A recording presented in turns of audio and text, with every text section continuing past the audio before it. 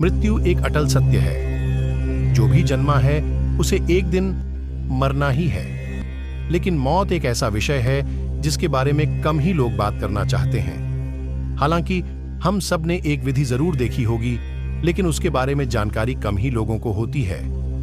आप सभी ने देखा होगा कि हिंदू धर्म में मृत्यु के बाद शव को जलाया जाता है, और आपने ये भी देखा होगा कि अगर किसी की मृत्यु सूर्यास्त के बाद होती है तो उसका दाह संस्कार अगले दिन किया जाता है। नमस्कार दोस्तों, वीडियो अच्छी लगे तो लाइक और चैनल को सब्सक्राइब जरूर करें। वीडियो को लास्ट तक जरूर देखें। ऐसे में आपने गौर किया होगा कि मृत्यु के बाद व्यक्ति के शव को अकेला नहीं छोड़ा जाता है। दरअसल इसका संबंध गरुड़ पुराण से है। आइए समझते हैं इसके पीछे का कारण। हिंदू धर्म में अगर किसी की मृत्यु सूर्यास्त के बाद होती है तो उसके शव को रात भर घर पर ही रखा जाता है और अगले दिन उसका दाह संस्कार किया जाता है। इस दौरान शव को रात भर घर में ही रखा जाता और किसी न किसी को उसके पास रहना होता है। इसके पीछे की मान्यता है कि यदि रात में ही शव को जला दिया गया तो इससे व्यक्ति को अधोगति प्राप्त होती है और उसे मुक्ति नहीं मिलती है।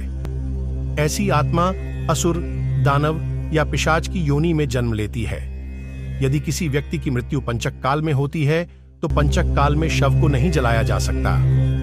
शव का दाह संस्कार करने के लिए पंचक काल समाप्त होने का इंतजार करना चाहिए। तब तक के लिए शव को घर में ही रखा जाता है और किसी न किसी को शव के पास रहना होता है।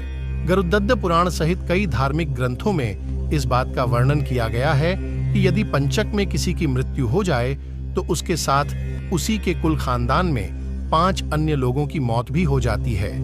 इसी डर के कारण पंचक काल के खत्म होने का इंतजार किया जाता है। लेकिन इसका समाधान भी है कि मृतक के साथ आटे, बेसन या कुश, सूखी घास से बने 5 पुतले अर्थी पर रखकर इन 5 का भी शव की तरह पूर्ण विधि विधान से अंतिम संस्कार किया जाए। ऐसा करने से पंचक दोष समाप्त हो जाता है।